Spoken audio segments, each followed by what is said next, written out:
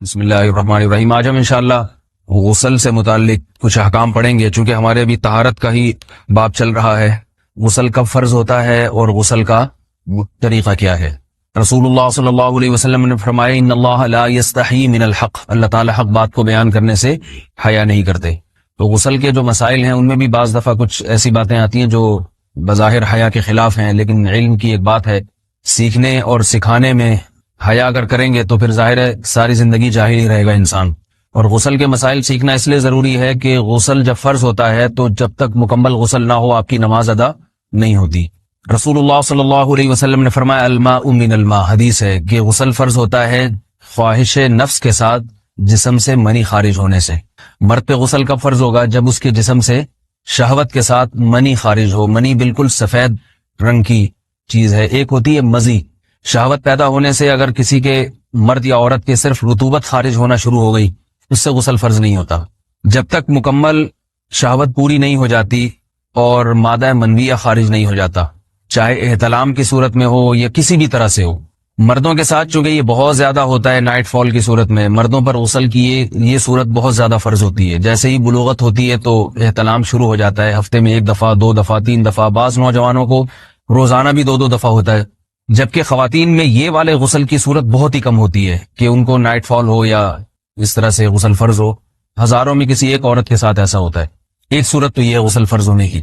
دوسری صورت کیا ہے کہ جب انسان اپنی زوجہ کے ساتھ ملاپ کرے اور انٹرکورس ہو جائے، چاہے اس صورت میں ڈسچارج دونوں میں سے کوئی ہو یا نہ ہو، لیکن دونوں پہ غسل فرض ہو جائے گا، مرد پہ بھی اور عورت پہ بھی۔ یہ تو مردوں کے غسل کے فرض ہونے کا ہے۔ مردوں کے غسل میں ایک چیز یہ بھی ہے کہ اگر آپ نے رات کو نیند کی اور صبح آپ اٹھے اور آپ نے کپڑوں پہ نشان دیکھا، اب آپ کو یہ پتہ نہیں چل رہا کہ یہ منی کا نشان ہے یا مزی کا ہے، تو بھی آپ پر غسل کرنا فرض ہے۔ یہی سمجھا جائے گا کہ یہ آپ خواب میں ڈسچارج ہوئے ہیں۔ عورت پر جو غسل فرض ہوتا ہے ایک اور صورت میں ہوتا ہے کہ جب خواتین کو ایام آنا بند ہو جاتے ہیں، حیض یا نفاس سے جب پاک ہو جائیں، تو بھی ان پہ غسل فرض ہے۔ یہ تو غسل کی فرضیت سے متعلق احکام تھے۔ کچھ چیزیں ایسی ہیں جن میں غسل سنت ہے، فرض نہیں ہے۔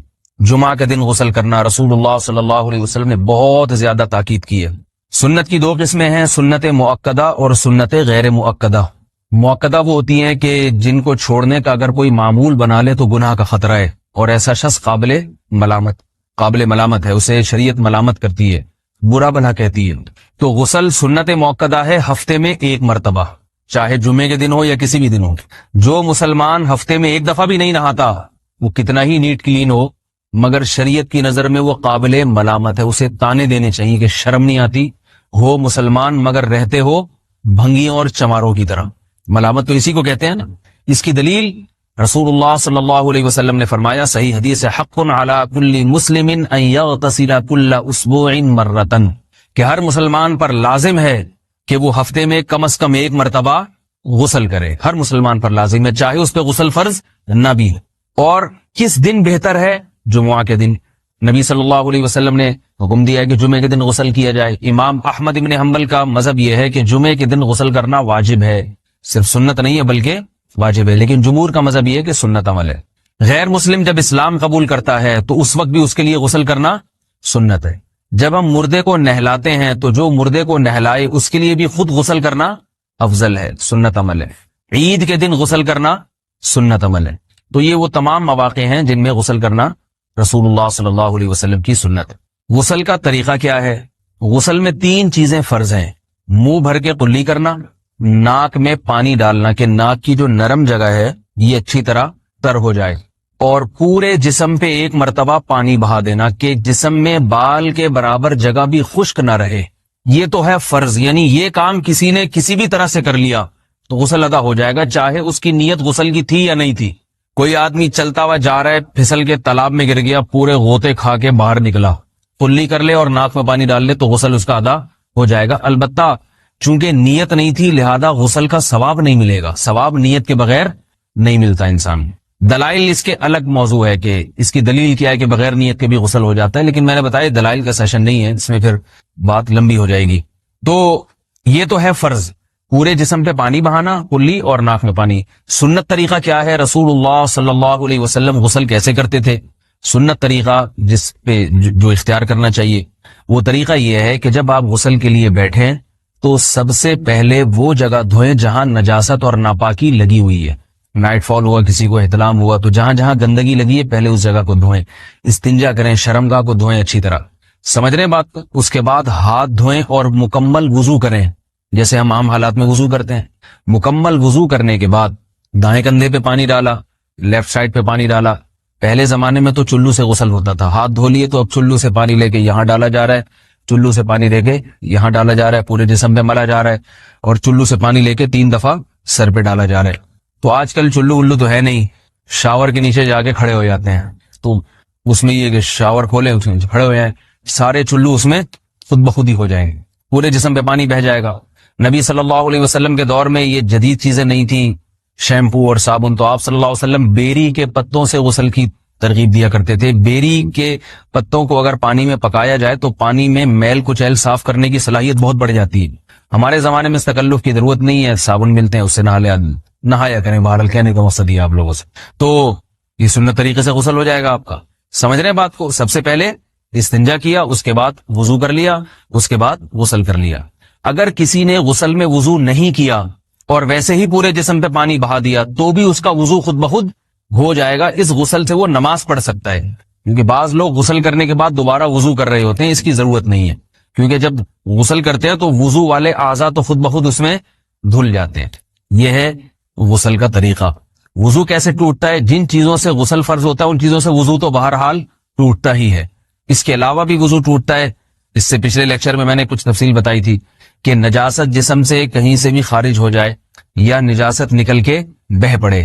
اگر قضاء حاجت کی جگہوں سے نجاست خارج ہوئی ہے تو نظر بھی آ جائے وضو ٹوٹ جائے گا, اور قضاء حاجت کے علاوہ جگہوں سے اگر نجاست خارج ہوئی ہے, خون وغیرہ ہے جیسے, تو جب تک نکل کے بہے گا نہیں تو اس وقت تک وضو نہیں ٹوٹے گا. سمجھ رہے ہیں بات کو؟ وضو کا طریقہ کیا ہے؟ سب سے پہلے دونوں ہاتھوں کو دھویا جائے, 3 دفعہ کلی کی جائے, مسواک کی جائے, 3 دفعہ ناک میں پانی ڈالا جائے, پھر پورے چہرے کو پیشانی, یہ جو ہے جہاں سے پیشانی ہماری شروع ہو رہی ہے اور تھوڑی کے نیچے, تھوڑی جہاں ختم ہو رہی ہے, اور ایک کان کی لو سے دوسرے کان کی لو تک 4 اعضاء ہیں وضو میں دھونا فرض ہیں. 1 چہرہ, نمبر 2 بازو, نمبر 3 سر کا مسا, چوتھائی سر, اور نمبر 4 پاؤں کو دھونا. اس کی دلیل قرآن مجید کی مشہور آیت ہے فَاغْسِلُوا وُجُوهَكُمْ وَأَيْدِيَكُمْ إِلَى الْمَرَافِقِ. اللہ فرماتے ہیں ایمان والو, جب نماز کا ارادہ ہو تو اپنے چہروں کو اور اپنے ہاتھوں کو دھو, سر کا مسا کرو اور پاؤں کو ٹخنوں سمیت دھو. دھونے کا حکم ہے قرآن مجید میں.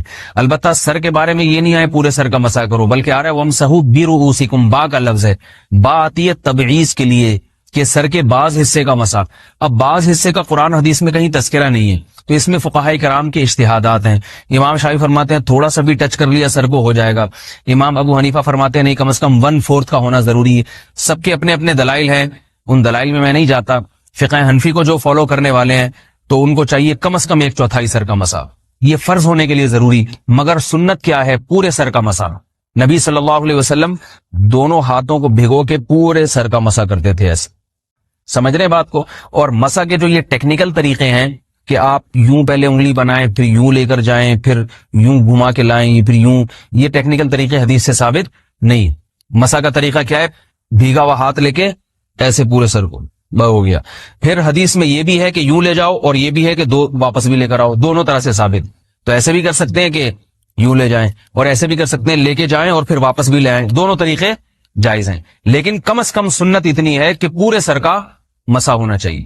بعض لوگوں کو شو مارنے کا شوق ہوتا ہے, اگر وہ واپس لائیں تو بال ان کے خراب ہو جاتے ہیں, کہتے ہیں یار یہ پھر مسئلہ خراب ہو جائے گا. تو پھر ایسے لوگ صرف یوں ہی لے جائیں کافی ہے. افضل تو یہ کہ یوں بھی لے جائیں, یوں بھی لے جائیں, دونوں طرح سے صحیح ہے. بہرحال دونوں حدیث سے ثابت ہیں. سمجھ رہے بات کو؟ اور یہاں ایک اہم مسئلہ بتا دوں, قرآن مجید نے پاؤں کو دھونے کا حکم دیا ہے, پاؤں پہ مسا کرنے کا حکم نہیں دیا. اور حدیث میں خفین پر مسا کرنے کا حکم ہے. تو قرآن اور حدیث کو فقہاء نے جمع کیا ہے. لہذا وہ موزے جن میں آسانی سے پاؤں دھوئے جا سکتے ہیں ان میں چاروں ائمہ کے نزدیک پاؤں پہ مسا کرنا جائز نہیں. سعودی عرب میں جو بعض سلفی حضرات اور یہاں ہمارے ہاں بھی اہل حدیث حضرات نے عام موزوں پر بھی جو مسا کی ایک روایت ڈال دی ہے, اسلاف میں, تابعین, تبع تابعین میں اور چاروں ائمہ کے مذاہب میں اس کا ثبوت نہیں ملتا. اگر اسلاف میں کوئی قائل بھی ہے تو ایک شاذ قول, اکا دکا قول ملتا ہے, ورنہ یہ ائمہ اربعہ کے مذہب کے خلاف ہے. اور جو احادیث جو نقل ہوتی ہیں صحیح سند کے ساتھ ان کے بھی خلاف اور قرآن کی آیت کے بھی خلاف ہے.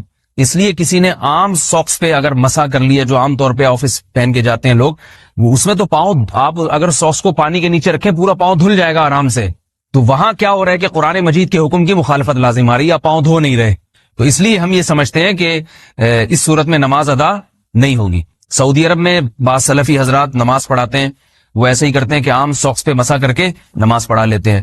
تو فتویٰ اسی پر ہے کہ ان کی اگر کسی کو یقین ہے کہ اس نے عام ساکس پہ مسا کر کے نماز پڑھائی ہے تو اس کے پیچھے نماز ادا نہیں ہوگی، کیونکہ قرآن کے مطابق اس کا وضو ہوا ہی نہیں ہے.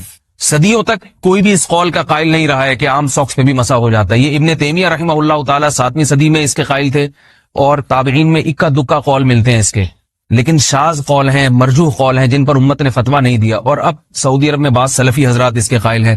ہمارے ہاں اہل حدیث حضرات بھی چونکہ اکثر سعودی عرب کے سلفی حضرات ہی کو فالو کرتے ہیں، تو انہوں نے بھی وہیں سے یہ فتویٰ لیا ہے.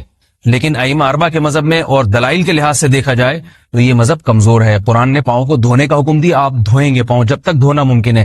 چمڑے کے موزے ہیں ان کو دھونا ممکن نہیں ہے اتارے بغیر، لہذا ان موزوں کے اوپر مسا ہو جائے گا. تو اس سے قرآن پر بھی عمل ہو جائے گا اور حدیث پر بھی عمل ہو جائے گا.